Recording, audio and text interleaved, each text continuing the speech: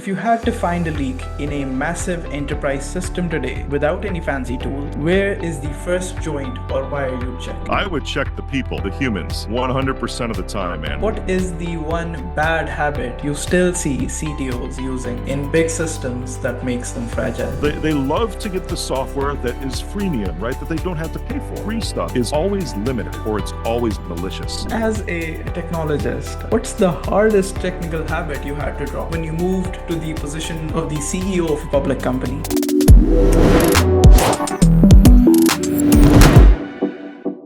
Hey everybody, welcome to another episode of PureLogics Pulse, a podcast powered by PureLogics, where we explore technology trends, product innovation, and digital transformation.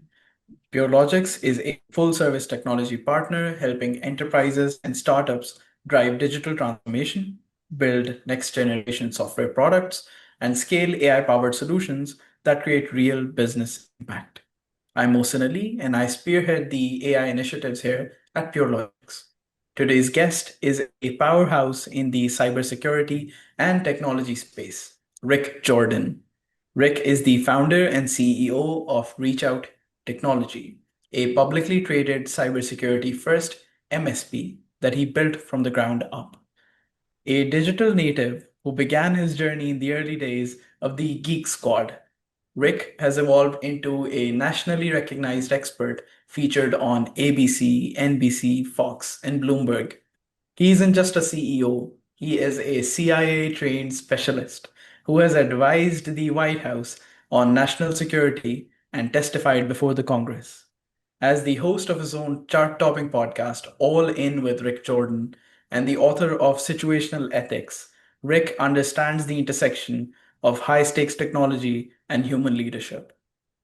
In this episode, we're picking his brain on how technical C suites and founders can move beyond keeping the lights on to building unshakable, future ready infrastructure. Hi, Rick. What's shaking? Thanks for having me on. I appreciate the time. Perfect. Why don't you tell us about Reach Out a little bit and a little bit about your journey spanning 3 decades? Sure, yeah, 3 decades. You make me sound old with that a little bit, you know. I was at a dinner the other day with Ro, the fintech company. It was a founders dinner, and I had some. They were influencer agents representing influencer agencies across the table from me. I'm like, oh yeah, how old are you? And I told them that I was 46. I'm like, oh my God, you don't look 46. I mean, they made my night because it was three women that were in their 20s. Yeah, so but yeah, 3 decades, man. It's been a while. It's been a journey. If you wanted to start truly 3 decades ago, when you asked about reach out, 3 decades ago, I was 16. I was a police cadet with one of the local police departments in my area where I lived, and I always had this thing in me to where I really wanted to protect people. You know, and some say that can come from a trauma, and some have pointed it to how my dad passed away when I was 16. You know, because I was only 16 when he died. I had this desire, this protective instinct long before that. And so it wasn't really related to his passing. His passing really almost just kind of got me centered and just said, well, life is short, clearly, right? You don't know what's going to happen at any time. So let's just make the most of whatever I have. Because we don't know. Nobody's promised tomorrow, right? Yeah. So do everything that you can today. But from that point in time, I was gonna join the military. You know, and I still get mistaken for that. I mean, I've got the haircut, right? You know, that looks a little bit like that. But I think I carry more hair up top than most of the guys in the military do. So I was going to be a military policeman in the MPs and the Marines. And that, to me, was going to be my ticket into any law enforcement agency that I wanted to. I was going to do a tour of duty for 4 years and then just move into private law enforcement. That was derailed because of medical requirements. I had asthma when I was a child, and they just said, no, you can't do that. So I still had this technology thing that always kind of came easy to me, you know, because I built my first computer when I was 11, you know, with a family friend, and it just always seemed to interest me, but not so much, man, not so much the tech itself. The tech is cool, you know, and still to this day, there's some stuff that's out there. I'm like, man, that's pretty cool, but I still don't buy stuff just because it's shiny. You know, I don't implement things just because it's shiny. You know, I got the very first iPad as an example, just because it was the Gen 1, just because I could see the future in it. You know, it wasn't just because it was the the greatest thing, the newest thing, the first of its kind that was out there. I could actually see the future with it. And that's why I said I need to jump ahead of this because this is going to take over the world. And quite clearly it did from a tablet perspective. Yeah, so everything has to have a reason to it when it comes to tech. But when I can see the application of technology to everyday life, that's where I get excited. Even with me, so I mean, AI is going ape shit, right? All over the place. However, what's it really going to be used for? Because there's so much, at least in the small and mid-sized business sector, there's a lot of fear. Yeah. So if I can be one of those people that helps bridge the gap from the fear to the application and say, help clearly dictate, because I mean, who would have thought way back when that the iPad seriously would have started the tablet world? Back then I remember everybody was buying them to watch movies, because think about it, just a few years prior, man, the iPod was released, and the iPod was built in a very, very keen way by Steve Jobs. As I don't know if you remember the marketing on that, but they weren't talking about a music player, right? The way that they phrased it was 1,000 songs that fits in your pocket. So if you translate something like that over to the iPad, it's very easy, at least it was at that time, to think that that was just a video player, a portable video player, because they didn't exist. If you wanted to watch videos while you're on the road or whatever, you had this big chunky laptop that had a DVD drive in it, and that was the only way to do those things. So not only did it start the tablet world, it also kicked off the digital video world too. So that was at the time one of the only reasons why people were buying. But I'm like, oh, no. There's so much more to this. I can see that this is really going to change the way that people work, the way that people live, the way that people breathe. AI is going to be the same thing. Right now, everyone's just, putting some things in there. Like, give me a good recipe for some ratatouille tonight, or give me a good recipe for a good steak and potatoes dish, right? General adoption. I'm talking consumers, right? Yeah. However, for us, it's where can we generate more revenue streams for this business? Where can we analyze their data in ways that they've never been able to view it before? AI is almost like a new set of glasses for a business. A way to magnify data that they've never even had the ability to before. Even to that point, never came up with ways to even think about how to analyze that data before in new and unique ways. So it's amazing that's really what encompasses ReachOut. It's always been that way. Yeah, of course we started, doing the tech support, and man, when I founded it, it was just me. Just like any small business owner, when it was just me, the solopreneur, you took anything that you could get. Seriously, I mean, doing some of the little things, it's like, oh, my computer can't print. Sure, pay me $150, I'll come pick it up, right? From day one, man, it was all about recurring revenue. Being laid off when I had twins, and the sole income provider in the family of four, I had to generate cash, right, to pay my own bills. That was the priority right then. But still taking sacrifices, including, I remember a fight that I got in at the time with my spouse because I had bought that first iPad, because money was tight, man. And she's like, what are you doing spending $800 on this thing? I'm like, you don't get it. I'm like, this is a premium service that I'm building. And for me to be able to walk in to a client's location, have a proposal that's sitting right there, or a contract right there on a PDF, this is 2007, right? And be able to hand it over to him, or a digital flyer, right? So I was using it multi-purpose for a media device, of course, for the flyers and the sales materials, but then also to literally close the deal right there on the spot. And that's what I saw, because I'm like, nobody is using these things in this format. I'm like, just wait, everybody's going to be using these things in this way, and they do now. Right? You have the internet guy come to your house, and he's like, here, sign off that I was here and I did the work. You're signing an iPad. It's just, it's been adopted now for almost 20 years, man. And that's what ReachOut was born to be, was the ability to be a premium provider that really looks at things in ways that others don't. I always used to say that we were not the plumbers of IT. You don't call us when there's a leaky faucet. What we want to do is we want to build the whole freaking house with the newest pipes that you could possibly get to put in, tankless systems. I'm using plumbing as an analogy now, right? An 8-head shower. Why would you need an 8-head shower? Well, let me tell you, it gets you clean from all kinds of different angles, right? And sometimes it can be just a little fun.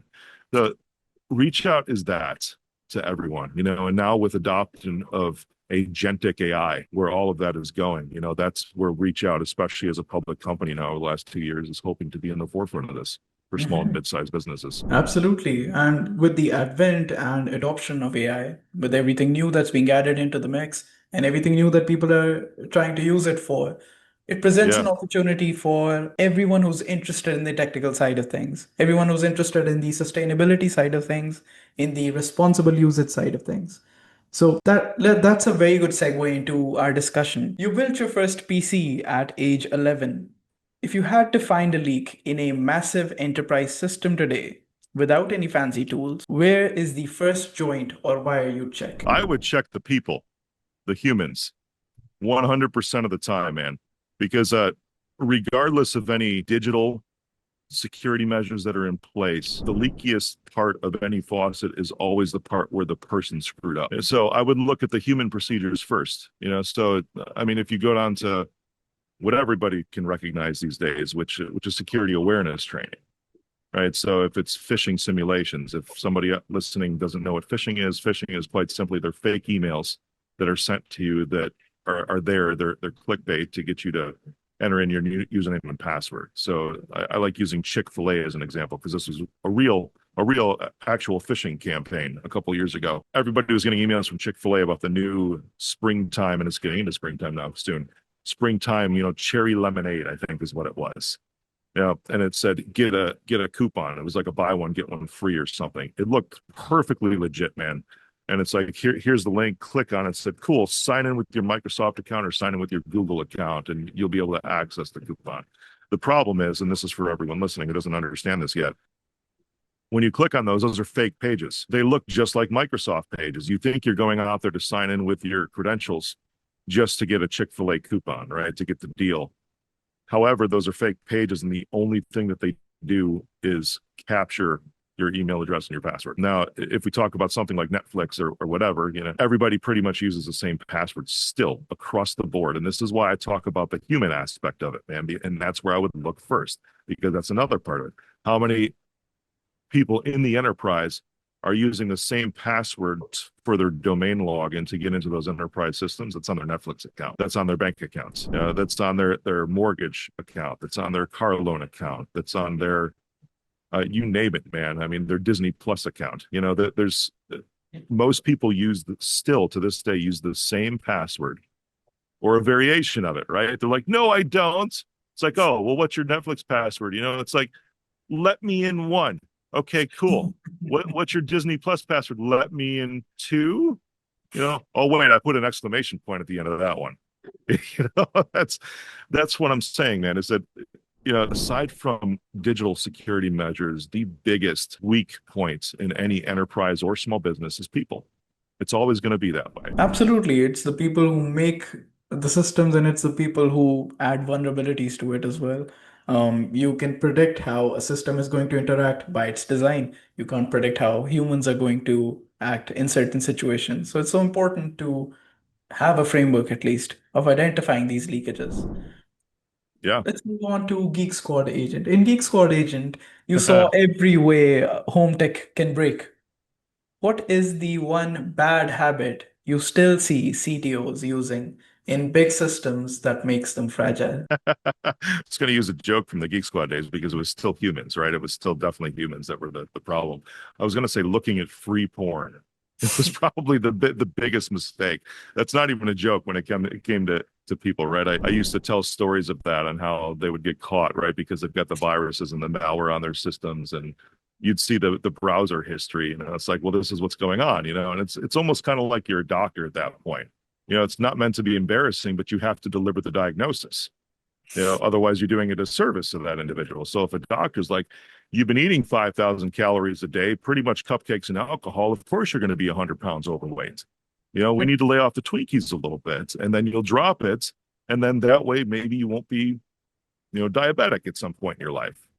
With the way the doctors deliver, it's meant to be that way. There's no emotion. It's neutral. It's generally there to help. Same thing's like, take a look at your browser history. Look at all these sites that are in there. You know what? The sites that you go to, and this is still the same today. It doesn't have to be porn, man. It can be anything. So if you talk about enterprise systems, CTOs, right? This is true in the MSP space too. MSPs, for some reason, love free shit. They love to get the software that is freemium, right? That they don't have to pay for. Mhm. And I can put myself back in that mode to where it was just me, and just starting out, no income whatsoever, founded the company because I was laid off from my job. It kind of makes sense, right? Maybe if you're going to try to save some money on some things. But that doesn't quite align with me buying that $800 iPad at that point when I had less than $800 in my bank account. The point that I'm making is the free stuff will always get you caught, whether it's porn or whether it's a security software that you're trying to add onto an enterprise. The free stuff is always limited or it's always malicious. There's Mhm. always a catch to the free. Absolutely. There are no free dinners, as they say. So Yeah. the So cost that you're. CTOs, Mhm. budget it. Be Mhm. best buddies with your CFO and get the right budgets that you need. And that's kind of, there's a big budget gap too. I mean, if you look at enterprises, right? Enterprises have the budgets for a lot of this stuff. And truly, this stuff is expensive, man. The right kind of protections, the security controls, they're expensive. As you get down to small and mid-sized businesses, they're still expensive and they just can't afford as much because their revenues don't support it. But that doesn't mean go free.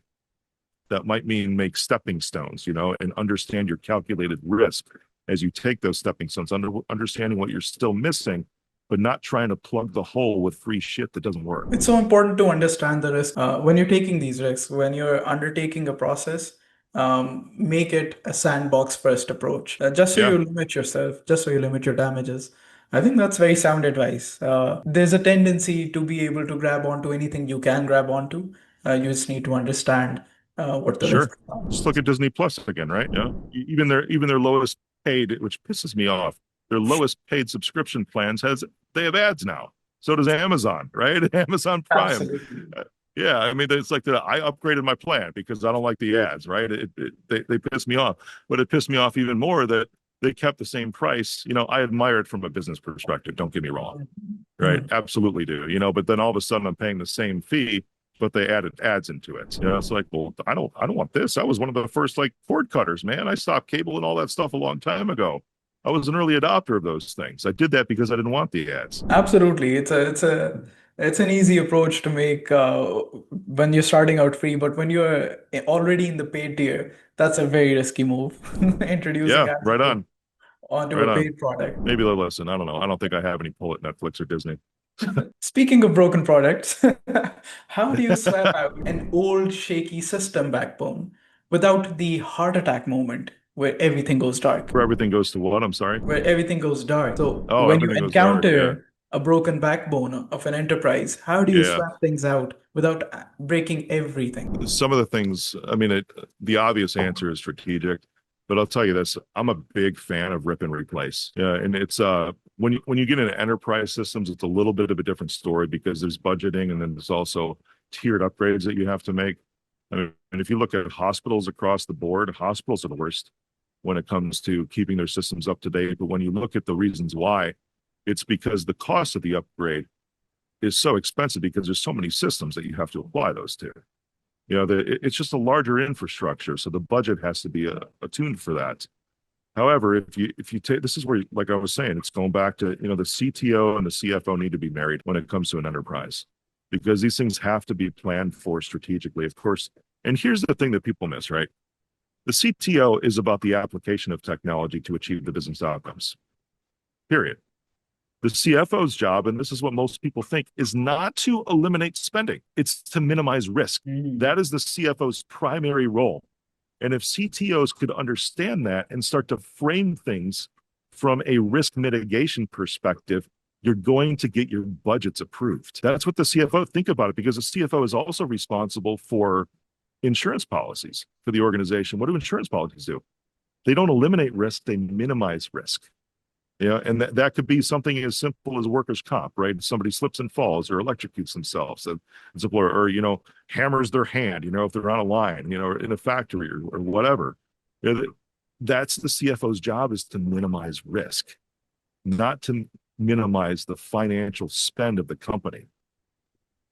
They have to allocate capital for the purpose of minimizing risk. When you flip it around that way, it's like that's the strategic allocation of capital. not the hoarding of cash. You need to spend money to eliminate risk. Period. And CFOs know that. So this is probably I've never said this on another show, man. It's just where the conversation has gone. You know, I'm giving CTO gold here. Seriously, is that if they can, it's not a sales conversation. It's just a right framing conversation with your CFO. So the only reason for a CTO to get pissed as to why they can't get the stuff that they know the organization needs is just because they're framing it in their language Mm. that they need money and they're thinking that that their CFO is a tightwad, that they don't spend any money. No, they allocate capital strategically to minimize risk. And Mm. that's really what a CTO's job is to apply the use of that capital for the minimization of that risk. You framed it in a way I haven't heard it before either. Usually, it's the case that technical professionals are trying to explain the technical terms or the technical Yeah, implications to a finance professional, and that's where the gap is. But if you frame it in this way, that it is an incentive to spend money yeah, investing in a technology is an incentive on spending money for the CFO, then it becomes a much easier decision, uh, be it risk mitigation or revenue generation. You just have to yeah, justify for what the sure. cause is. Yeah. Well, think about that. Actually, It's the same yeah. thing as revenue generation, right? Because Mm, if there's no revenue generation in the company dies. So the absolutely. CFO is also responsible for minimizing that risk for the allocation of capital. And that could go towards marketing budgets, that could go towards payroll for salespeople, commission dollars, all of that. You know, their job is to minimize risk. And the company going out of business is definitely a risk. That's sound advice. For the listeners, that's where the 3 decades come in. There's no shortcut to wisdom. A little bit.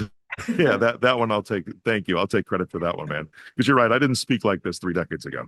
it's I Neither didn't did have that I. experience yet. Yeah. 3 decades ago, I wasn't even born.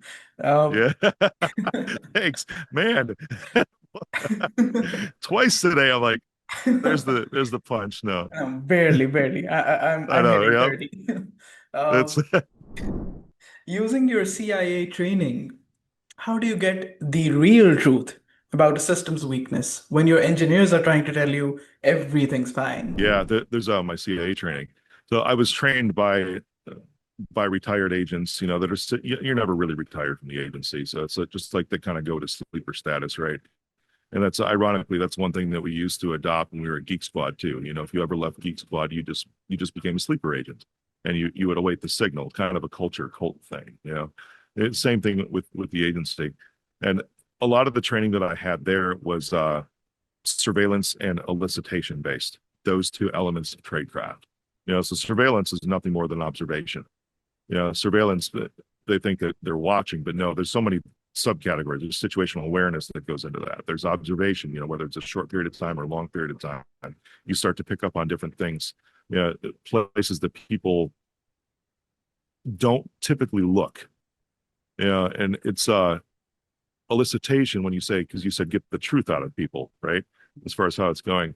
That also has to do with minimizing the consequences, you know, that they think, because most people lie. I'll tell you this, most people lie because they're afraid of judgment or Mhm. they're afraid of exposure.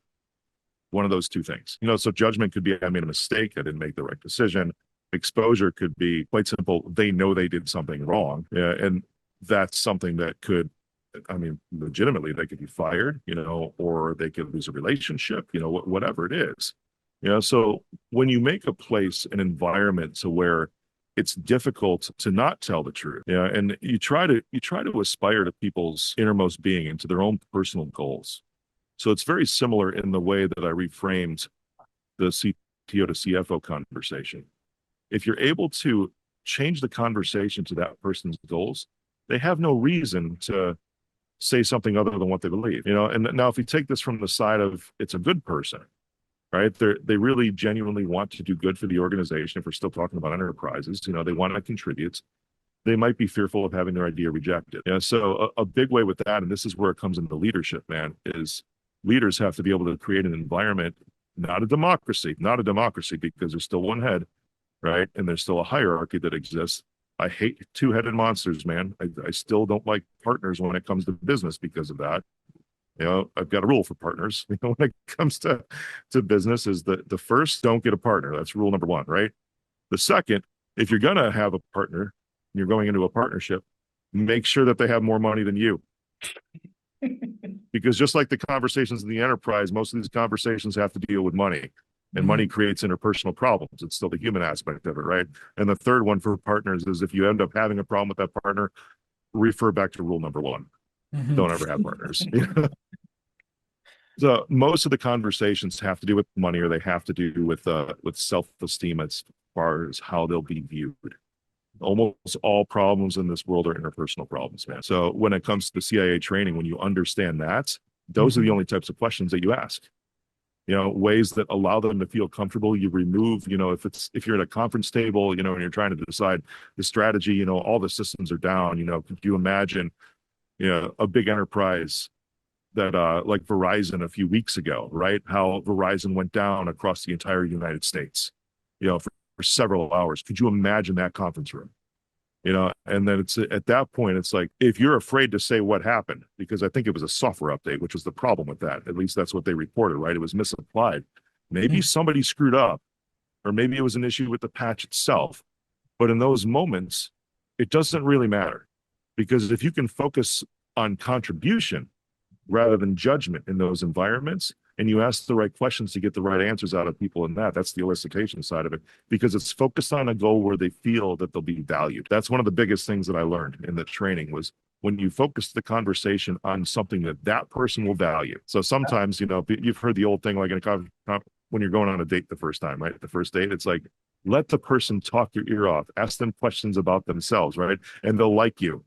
That's like psychology 101. That's in business.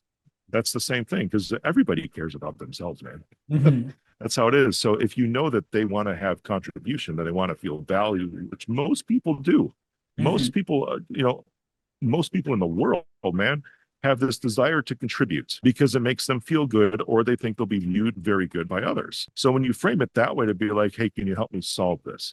Even if they're the ones that made the mistake and they know it, Now, truly in business, you still might fire them afterwards, depending on the magnitude of the mistake. Let's just be real. I'm not sugarcoating anything, but at the same time, at least they got to contribute to fixing the problem that they created, right? Absolutely.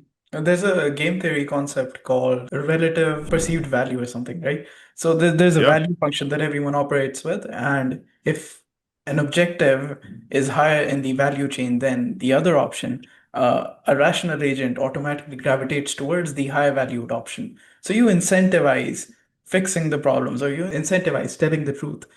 That's how you get into the truth in someone's Got mind. it. Same scenario. And that incentivization can be psychological. Absolutely. It doesn't need to be tangible in the real world, money or something like that. It could be psychological. Absolutely. These aren't conversations you usually expect with between two technologists, let's say. That's good. Hopefully this show gets the most views you've ever had, man. Hopefully. Let's go. Yep.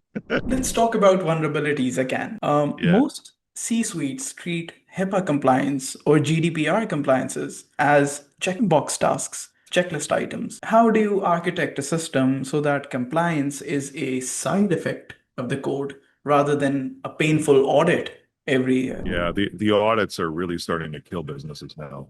Yeah. Mhm. And it's when you speak of HIPAA and GDPR, those are coming from regulatory bodies.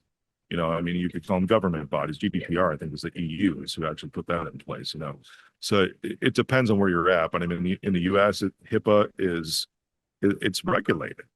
Those are laws that exist to protect certain types of privacy. There's audits now, though, that are coming from third parties. An example, we had a press release go out a couple of months ago about a law firm that we helped protect from an audit. They were being audited by a large pharmaceutical company, who was one of their clients. And pretty much their standards had to be up to the same that the Department of Defense has if you're going to do business with the government. Yeah, so there's third parties now, and there's others like Walmart that we have with some law firms that we work with that are coming in to do these third party audits. But now you're going to start to see as cybersecurity awareness becomes more profound, all the way down to the everyday you and me level, Mhm. that when someone walks into a law firm or to a medical office, because you talked about HIPAA, or when they're going to just give up their information to a new mailing list, or a new application, maybe a free one, right? They might actually review that policy at this point. So when we talk about how to comply with these things, so that it's more of like who you are rather than just what you have to do as a company, as an organization, understand that these are going to have serious revenue impacts. It's not a check the box thing anymore. It used to be. But just like in the United States, when the Department of Defense came up with CMMC, these standard that you have to have in order to handle any kind of controlled classified information or controlled unclassified information or top secret information. There's standards that exist now, and they gave people about 3 years to come up to those standards. And it was just in 2025 where they said, okay, now we're going to start cutting people away because we're enforcing it. That's the biggest point that I can make. And I hate selling off of fear because I don't like fear. This may sound that way, but I come at this from a perspective as this is reality. It's not fear-based. This is reality. Mm. You will lose revenue. You will lose customers. You could lose your business over not taking the approach of making this just who you are rather than what you have to do. The Mhm. checking the box days are over. I'm seeing now because cyber liability insurance policies, if you don't have that and you're listening and you have a business, cyber liability insurance policies protect you from, I shouldn't say they protect, they minimize risk. Let's get back into CFO terminology here, right? They minimize the risk, the financial risk specifically of an event. If and it's not if you're going to get hacked, of course it would cover that too. But let's say we go back to the phishing and somebody clicks on something, which this is what happens all the time. Now that person in your office allowed somebody in. And don't say, I don't have people that do that. Every fucking office has people that do that. I don't care how well trained they are. There's never 100% compliance. Never. It might be 95, but that's still one out of every 20. Checking the list, it's impossible to have yourself that. So if you're going to roll the dice, you're going to see some things. But now everyone understands, to be in business, you have to have certain types of insurance policies. But now what I'm seeing out there in the wild is in order to have just general liability or professional liability insurance policies, they are requiring you, the carriers are requiring you to take cyber liability policies too. Because the events and the damages, the categories of loss are very similar to real world physical things. Because just as a ransomware outage that knocks out your entire company for 3 days can hinder your revenue, sometimes take you out of business, make you lose customers, so can a fire that burns the building down. It's those types of casualties, when you look at those, that they're they're being rated the same for insurance companies. If you have a lightning bolt strike a tree outside your facility and that tree comes crashing down and you can't operate because it just broke your factory line of whatever widget you're making, that's a problem. It's also a problem if you have ransomware that locks your business out and you can't produce things on that line or ship them for 3 days. It's the same type of loss. And that's what they're looking at. They're not looking at what caused it. They're looking at what type of loss exists from those causes. That's why insurance carriers are starting to link these two things together. So it's not a check the box thing anymore. Absolutely. When you look at something like a legacy technology, like the adoption of cars, let's say, the higher the rate of car ownership has become, the more important it is to get a vehicle insurance, to get a road accident insurance, because these incidents are going to occur more and more often as people adopt these technologies more and more. You In bet. order to secure that end of things, it's best to adopt cybersecurity or just staying aware of these things as an identity rather than a checkbox item. Very eloquently put, Rick. Um, Thank you. I want to switch to It's a the three quote decades, right? It's because I'm 46. That's what. Yeah, you heard you said it first. This time I did. Yep. So you once joked about becoming the Willy Wonka of cybersecurity because your public company acquired an ice cream trademark. Could you explain that story? Yeah, no problem. There's a few ways to take a company public. One of the everybody knows the big IPOs, right? And you ring the bell and all of that. In order to do that, typically on the IPOs, you have to be underwritten, meaning there's an investment bank that comes in, it's institutional money, and they throw tens of millions, sometimes hundreds of millions of dollars into the IPO, and they buy a bunch of stock for that, and that sets the price, and a lot of people get in on it. Yay, it's a big, great explosion of fun. The other way to do it, because that way costs a lot of money and takes a lot of time, and you also typically have to be a little further along rather than making stepping stones. But if you want to do the micro cap, as they're called, like smaller companies, the stepping stones, because you still want access to that public market capital in order to grow, to scale, right? And in my industry, I looked around, I said, well, nobody else has ever done this. I wonder why. I found out why, because it's a pain in the ass. A lot of it, all the regulatory things, it's quite a grind. At the same, there's still some rewards too. There absolutely is. But the second way that's most prolific in doing this is called a reverse merger. So you find an existing company, an existing entity that's already public, it's already listed, whether it's on New York Stock Exchange, NASDAQ, OTC, Chicago Board of Exchange, wherever, and they might not be operating anymore, right? So some people call this a shell. It's kind of a dirty word, right? But some people can call these SPVs, depending on how it's structured, a special purpose vehicle. But you take your existing company and you really just kind of smash it into this thing. The reason why it's called the reverse merger is, like you said, we acquired the trademark of this company, which I'll say the name in a second. It was a 100-year-old brand. Incredible how this came about. But when you take your company, technically the public company on paper acquires you, but then you, as the company being acquired in this reverse merger, actually take control of that public company. That's why it's called a reverse merger. So hierarchically, that's a fun word. I said that right too. Hierarchically, that's a big word. Yeah, you still have that vehicle, that entity on top that was a public company, and now your original operating business is a subsidiary. But you now have control through what's called a share exchange to complete that reverse merger of the public company itself. Now, when I did that, the company that came across my lap, it wasn't the first one, it was the second one.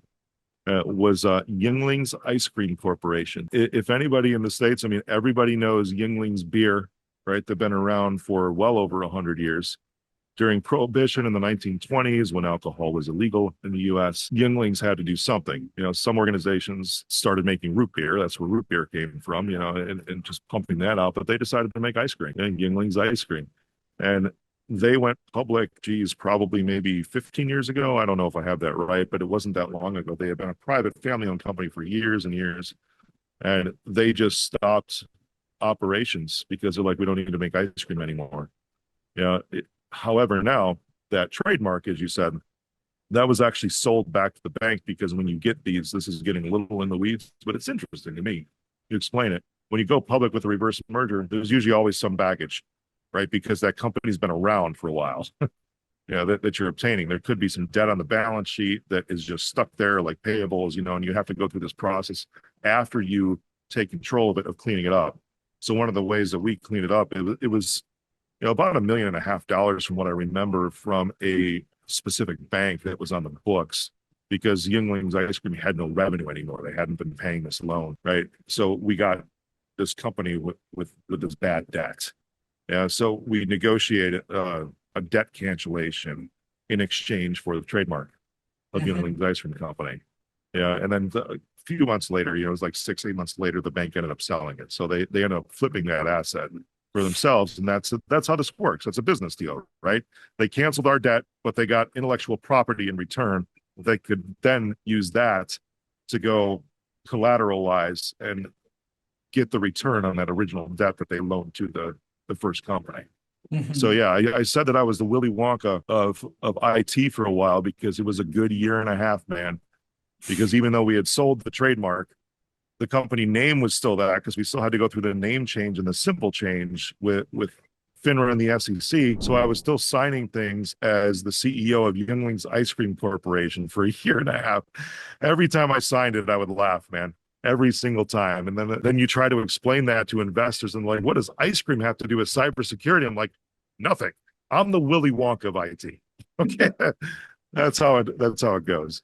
What It's a a fun story, story. man. Yeah.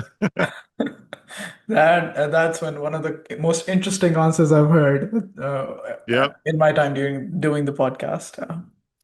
Speaking It's fun about you looked that up. That's not very widely out there. It's credit to our team, they do their research. yeah, good team. Speaking about debt and going public, what's the one technical mess or technical debt that founders ignore until it eventually kills their chances of going public or passing a big audit? It's the technical debt really has to do with scalable and operational system standardization, if I could sum it up in a one word. So in order to go public, you have to be scalable because you have to have and this isn't just from a personnel perspective because everybody thinks it's like, oh, I'm going to have labor and that's where mines typically go first, right? But in order to, it doesn't matter what type of business you're in.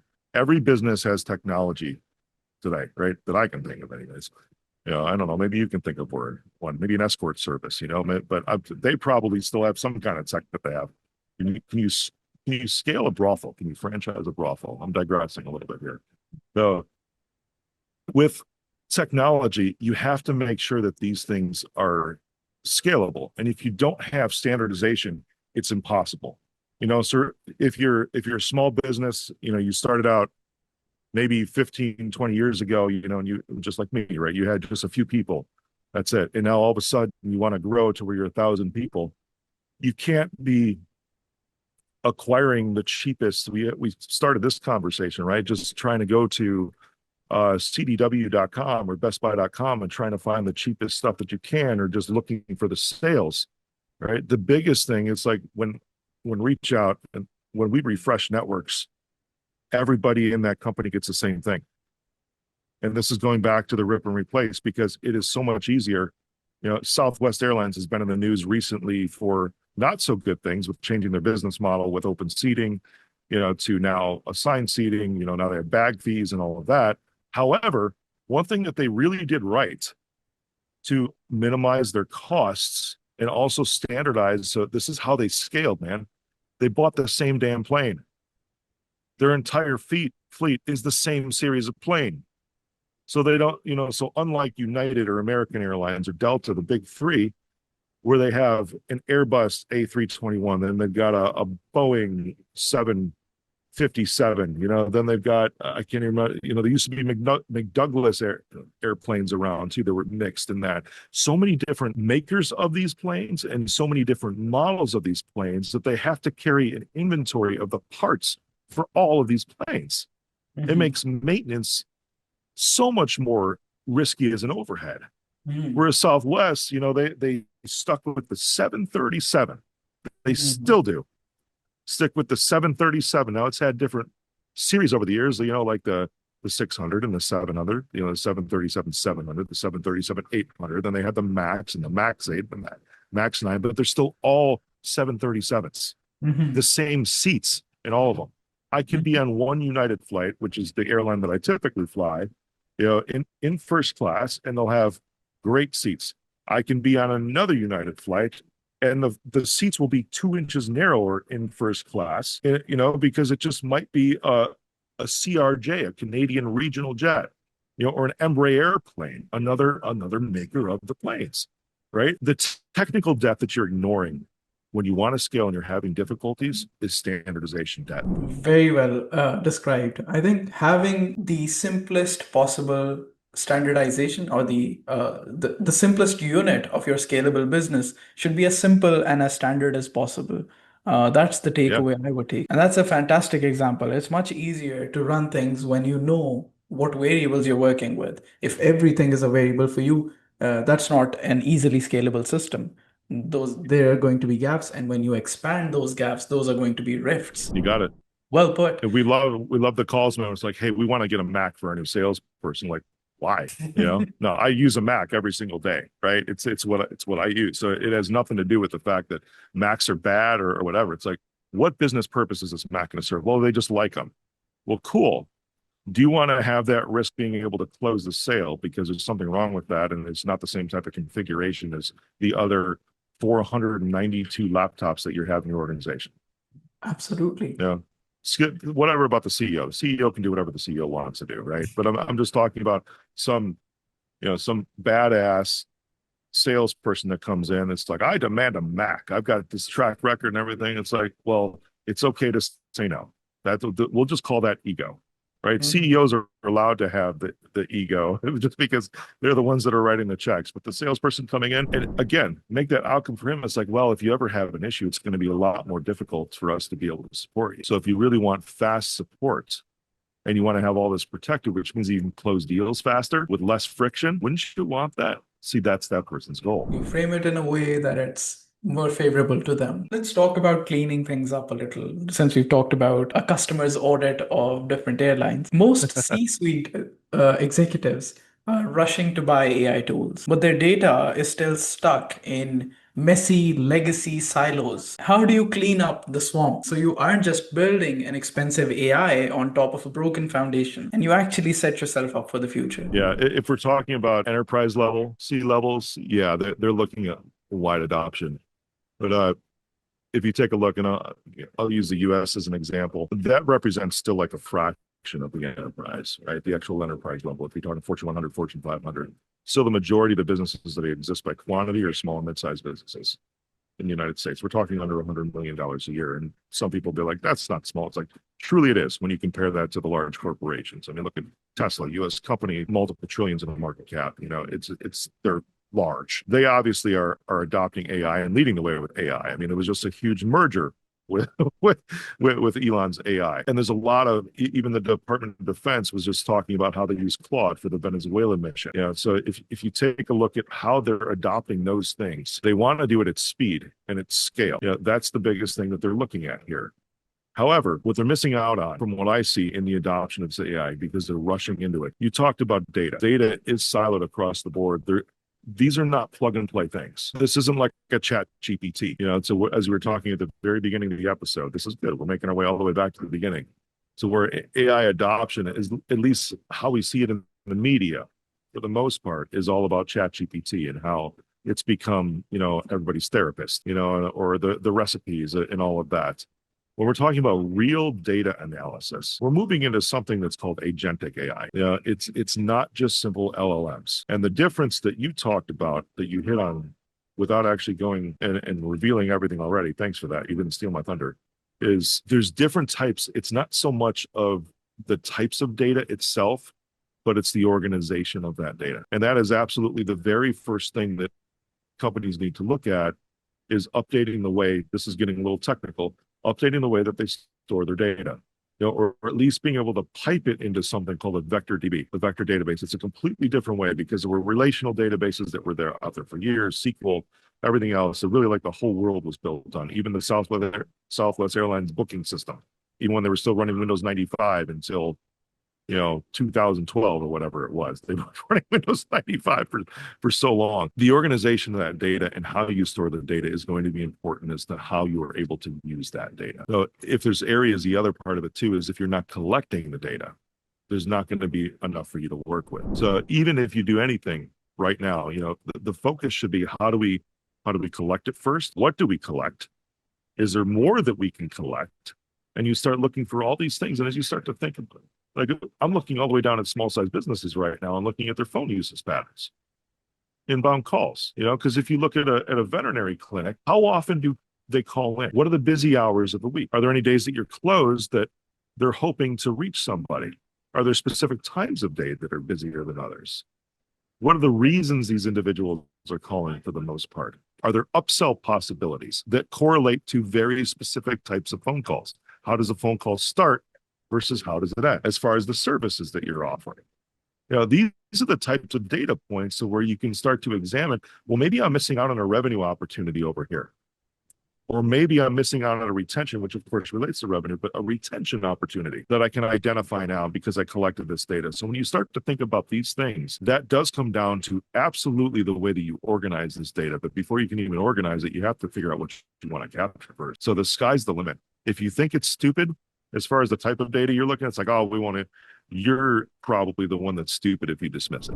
You touched on so many key points in this answer. Business intelligence is linked so closely to the data that you're monitoring. And if you want to be an intelligent business, you need to analyze your data. And in order to analyze that data, you need to dehaze the landscape. You talked about relational databases and an overdependence on relational databases. There are so many ways to store data and so many ways to intelligently store it so you could analyze it intelligently.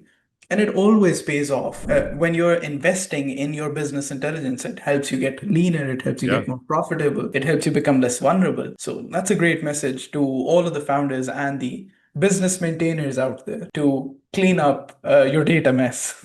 Yeah, no joke. That's a good cleanup for the show too, right? So, Rick, as a technologist, what's the hardest technical habit you had to drop when you moved to the position of the CEO of a public company? Oh, the hardest one, man. I dropped a lot of the technical a long time ago when it wasn't the public company that drove me to do that. It was it was a health issue that I had about 11 years ago. And this forced me. I hope nobody really has to go through this experience. I'm sure other people will, because I always firmly believe it's like when you think you're the only one, just think that you're not that special. There's so many people in the world that no matter how rare it is, there's still always other people who have experienced the same thing. And that's humbling too, isn't it? To also think to think that I'm going through this hard time. That means that somebody else would have gone through a similar hard time at one point, and a percentage of them made it through. Yeah, so it's humbling to think about things that way. The habit that I really had to drop was, it's the best way to phrase this, because I didn't have an issue with delegation. Mhm. From a mindset perspective, I didn't have the issue with delegating, or holding on to things, just because I wanted to do them or something like that. But it was the speed in which I did so. Yeah. So what I learned at that point in time, to where when I had no choice but to start pushing things off because I couldn't work with what I was going through. And what I learned is that speed beats perfect planning every single time. And this also has to do with any kind of technical issue you might be facing, of course, because if you're in a down scenario, just try something, Mhm. because you don't have to perfectly plan that stuff. There's always a risk element that's introduced with the length of time, period. Whether it's sales, there's a phrase that says, time kills all deals. Whether it's a project, it's like time delays business outcomes. It's speed beats perfect planning and perfect execution every single time. And I could have scaled faster and sooner, because my mindset was not that I had to release stuff. That was fine. Still have that. I'd rather release stuff. I want to be the dumbest person in the room, truly. When it comes to people that work with me and for me. However, the speed at which I did that was not up to where it needed to be. And I was still pretty young in my own business at that point when that took place. But you get to that point where you can just say, here you go.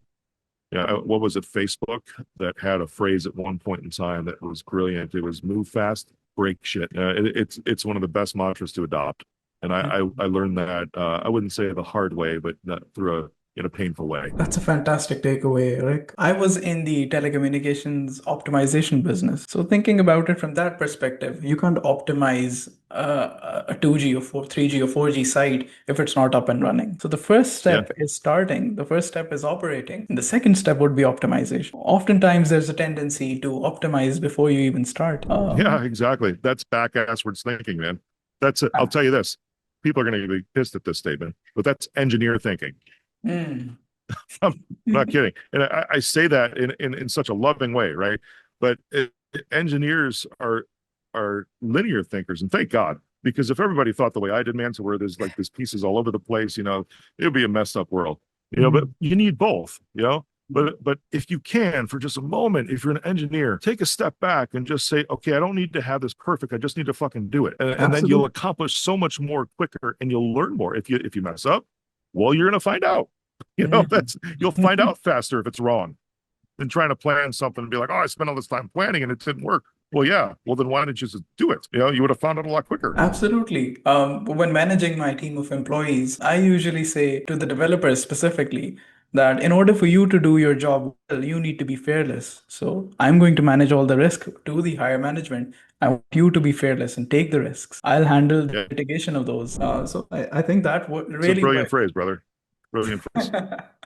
Thank you, Rick. To round our discussion off, let me give you a hypothetical. If you could go back in time with just your laptop and $100, what is the one rule you'd bake into your system from the very first line of code? Oh, from the very first line of code, man, there would be, it's the same way you scale a business. There has to be different silos of functions to operate certain things because if it's in the very first line of code, I don't know how you do it in one line, but we'll say just in the header, if we could look at it that way, if we're talking, I'll use HTML as an example, right? You're looking at the header, you're defining things. You're defining roles for different sections of code. That's the very first thing, because even if you look at AI, right, with Claude bot that exists right now, or even if you want to go as low as ChatGPT that everybody understands, right? When you have such a long chat or one person, and this is humans too, man, one person or one bot or one function in code that's doing so much, it gets messy, it gets slow, and it breaks. You have to be able to separate functions by the role that they play. Interoperable, yes, but if it's just $100 on a laptop, the first thing that I would do would be to define all the different roles. Because if it's just me, then I would define all the different things that I have to do. And those would become separate roles for other people, for functions in code, for different chatbots, all of that. Absolutely. That's such a smart way to think about scalable systems at the base level. Just to add to this, I would say define your roles in a way where there is as little overlap as possible. Because the best For sure. delegation is when the tasks are disparate, the tasks are separated. Very well articulated, Rick. Thanks, my man. Uh, Thank you so much for your time. We're going to be closing off the episode with this comment, and it's been such a pleasure talking to you about everything under the sun. My pleasure too, man. Thank you. It's been such a fun journey. You take on this linear conversation about technology in 2026, and then you veer off, or you take small departures. And I hope that's interesting for the audience. I hope so too. It was interesting for us at least, right? Perfect. It Yeah. was. Thank you so much for listening. Tune into our next episode whenever it's released, and we look forward to having many more great guests, hopefully as amazing as Rick. Thank you, my man. I appreciate it. Good conversation. I hope that went well for you.